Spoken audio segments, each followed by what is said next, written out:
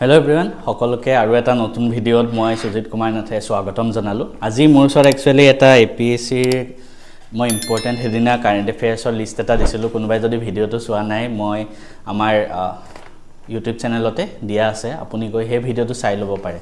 আজি একচুয়ালি মই আৰু এটা লিষ্ট উলিয়াইছিলো। হে ভিডিঅটোত মোক বহুতে কমেন্ট কৰিছিলে যে আপুনি আৰু কিছুমান ইম্পৰ্টেন্ট টপিকৰ লিষ্ট আমাক প্ৰভাইড কৰিবচোন। তো তাৰ বাবে মই আপোনালোকৰ কাৰণে আজি ইম্পৰ্টেন্ট আসাম স্পেসিফিক কিছুমান কুৱেশ্যন মই ফৰ জিএস পেপাৰ 1 আপোনালোকক দিব উলিয়াইছো। পোন প্ৰথমে কৈ থওঁ এই টপিকখিনি মই কৰ পৰানো গুটোৱা হয়।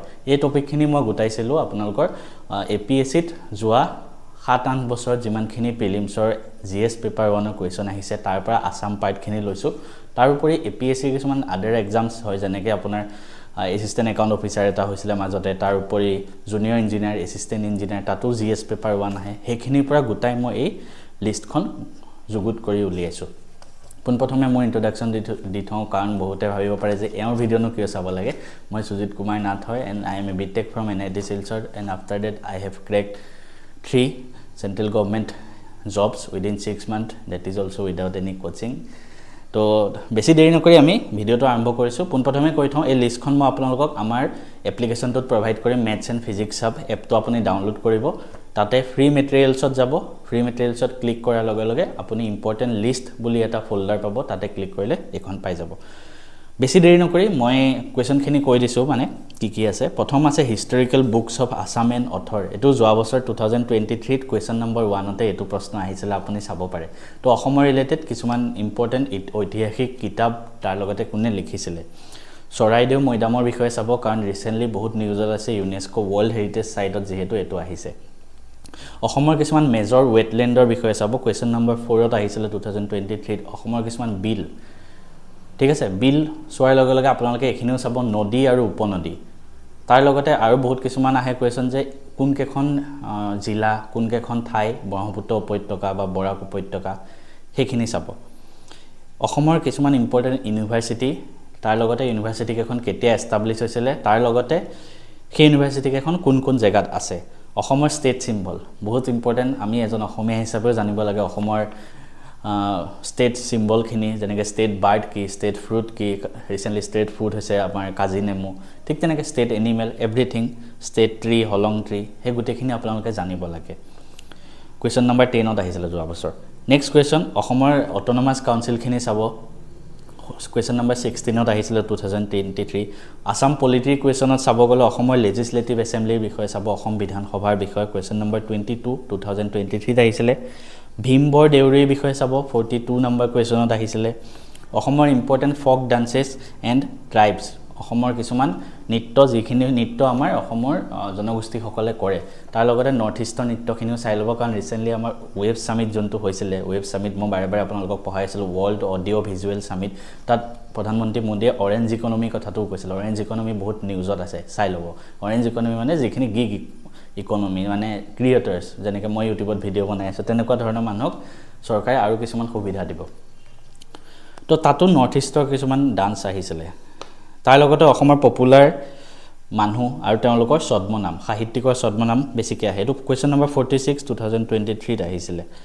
নেক্সট কুৱেশ্যন যদি মই চাওঁ, important places in every district. অসমৰ প্ৰত্যেকখন জিলাতে ইম্পৰ্টেণ্ট কিছুমান ঠাই আছে, সেই ঠাইখিনি আপোনালোকে চাব লাগিব। কুৱেশ্যন তাৰপিছতে আপোনালোকে চাব পাৰে অসমৰ নেশ্যনেল পাৰ্ক আৰু যিখিনি ৱাইল্ড লাইফ চেঞ্চুৰীজ আছে, প্ৰত্যেক বছৰে কুৱেশ্যন আহিছে তাৰ পৰা। তাৰ লগতে ইম্পৰ্টেণ্ট হয় অসমৰ যিসমূহ মন্দিৰ আছে, তাৰ লগতে মন্দিৰৰ লগতে ঐতিহাসিক কিছুমান জেগা, যেনেকৈ শিৱসাগৰৰ জেগাবিলাক বেছি ইম্পৰ্টেণ্ট। অসমৰ প্ৰত্যেকটো জিলাতে কিছুমান ইম্পৰ্টেণ্ট মঠ আছে, ইম্পৰ্টেণ্ট ঐতিহাসিক জেগা আছে, সেইখিনি চাব। তাৰপিছত অসমৰ যিসমূহ বিধানসভাৰ যিসকল অসমৰ স্পীকাৰ আছিলে, তেওঁলোকৰ লিষ্টখিনি চিৰিয়েলি মনত ৰাখিব। কুৱেশ্যন নম্বৰ 68ত আহিছিলে 2023ত। তাৰ লগতে শংকৰদেৱ আৰু মাধৱদেৱ, তেওঁলোক দুজনৰ জীৱন কাহিনীটো ভালদৰে চাই ল'ব, ঠিক আছে। আৰু তাৰ লগতে তেওঁলোকৰ দ্বাৰা ৰচিত নাটক, সাহিত্যকৰ্ম গোটেইখিনি ইম্পৰ্টেণ্ট। 3-4 বছৰ কুৱেশ্যন আহিছে তাৰ ওপৰত। ইয়াৰ লগতে ভূপেন হাজৰিকাও নিউজত আছে, ভূপেন হাজৰিকা দেৱৰ বিষয়ে ভালকৈ চাব। আৰু ভূপেন হাজৰিকাৰ যিটো ডিব্ৰুগড় এয়াৰপৰ্টটো ভূপেন হাজৰিকাৰ নামত কৰিব বুলি কৈ আছে, তাৰ কাৰণে ইম্পৰ্টেণ্ট হৈ পৰে। 2011 চনৰ চেঞ্চাছ, অসমৰ লগত ৰিলেটেড যিখিনি ইম্পৰ্টেণ্ট পইণ্ট আছে। অসমৰ পৰা এৱাৰ্ড উইনাৰৰ লিষ্ট, ৰিসেন্টলি যি বঁটা পাইছে অসমৰ পৰা যেনেকৈ 26 জানুৱাৰীত যিখিনি আমাৰ অসমৰ পৰা পদ্ম সন্মান পায় পদ্মশ্ৰী পদ্মভূষণ পদ্মবিভূষণ সেইখিনি চাব তাৰ লগতে আহোমসকলৰ যিসমূহ ৰজা আছিলে তেওঁলোকৰ নাম আৰু তেওঁলোকৰ হিন্দু নাম আৰু আহোম নাম ঠিক আছে এইটোৰ লিষ্টটো ভালকৈ মনত ৰাখিব কোৱেশ্চন নম্বৰ 81ত আহিছিল 2023 গৌৰীনাথ সিংহৰ জীৱনৰ বিষয়ে ভালকৈ চাব 2-3 বছৰ আহিছে অসমৰ কিছুমান ইম্পৰ্টেন্ট গ্ৰন্থ আৰু তেওঁলোকৰ ৰচক সেইখিনি ৰচক ভালকৈ চাব 83 নম্বৰ কোৱেশ্চনত আহিছিল অসম সাহিত্য সভা বাৰে মই কৈ আছো লাষ্ট ভিডিওটো কৈছো চাব কাৰণ পাঠশালা অধিৱেশন হৈ গল অসম সাহিত্য সভাৰ ইতিহাসৰ বিষয়ে চাব কোন সভাপতি কেতিয়া আছিল ইম্পৰ্টেন্ট যিসকল ব্যক্তি গুটেখিনি ভালকৈ চাই লব তাৰোপৰি অসমৰ বঁটা যদি মই কৈছিলো অসমৰ তিনটা অসমৰ আমাৰ অসামৰিক বঁটা আছে যোনটো অসম বৈভৱ অসম সৌৰভ অসম আৰু কি গৌৰৱ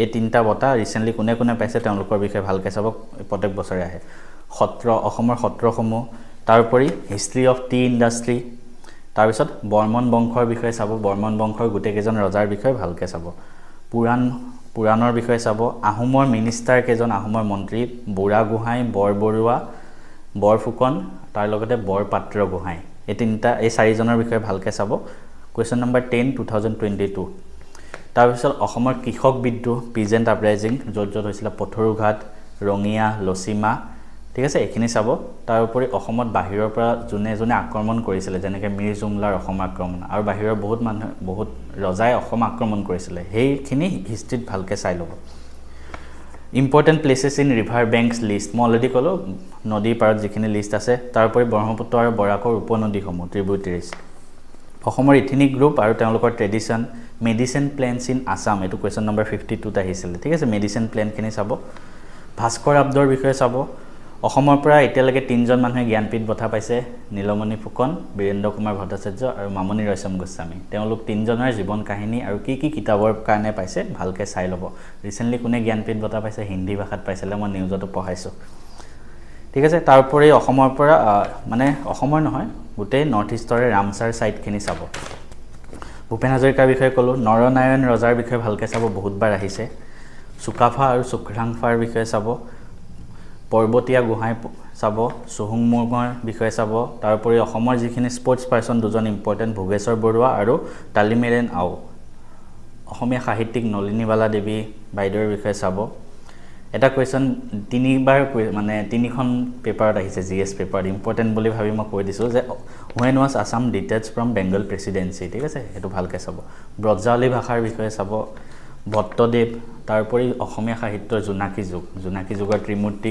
যোন 3জন আছিল তেওঁলোকৰ জীৱনৰ বিষয়ে ভালকৈ চাব ফাট বিহু চাব আহোমৰ দিনত পাইক প্ৰথাৰ বিষয়ে চাব তাৰোপৰি ৰিসেন্টলি যোনটো স্কিম আটাইতকৈ বেছি নিউজত আছে নিযুত মইনা স্কিম হেতু চাব অসমৰ ইম্পৰ্টেন্ট ফেষ্টিভেল উৎসৱ পাৰ্বণ সেইখিনি লিষ্টটো ভালকৈ চাব ভ্ৰুতাল নৃত্য বিৰুবালা ৰাভাৰ বিষয়ে ভালকৈ চাই ল'ব কাৰণ তেখেতক সন্মান জনাই অসম চৰকাৰে এটা দিৱস পালন কৰিম বুলিও কৈছে ডে এগেইনষ্ট সুপাৰষ্টিচিয়াছ বিলিফ অন্ধবিশ্বাস বিৰোধী দিৱস তো তেখেতৰ বিষয়ে চাব গোহাঁই কমল আলী তাৰোপৰি অসমৰ চিফ মিনিষ্টাৰ কেজনৰ লিষ্ট সিৰিয়েলি আহোম ৰজাসকলে বনোৱা কিছুমান ইম্পৰ্টেন্ট মনুমেণ্টছ তাৰপিছত ডং ইৰিগেশ্যন সিস্টেম ভগদত্তৰ বিষয়ে চাব আৰু জয়মতী অসমৰ প্ৰথম সিনেমা তাৰ লগতে জোনাকী হল তেজপুৰৰ আৰু জ্যোতিপ্ৰসাদ আগৰৱালা এই পইণ্ট ভালকৈ চাই ল'ব এই গোটেই লিষ্টটো আমাৰ এপত দি দিম তাৰ পৰা আপোনালোকে ডাউনলোড কৰি ল'ব পাৰে ভিডিওটো যেহেতু লাষ্টলৈকে চালে গৰমত মই ঘামি ভিডিও বনাই আছো এটা কথা কৈ যাওঁ